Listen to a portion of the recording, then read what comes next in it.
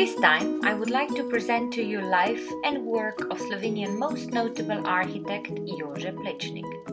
After unsuccessful schooling, young Jože started to work in his father's workshop as a carpenter. Soon his talent was discovered and he was sent to study in Graz and Vienna in Austria. He finished it with a great success, won the prize, started to work in Vienna and Prague, and soon after World War I came back to his birthplace, Ljubljana.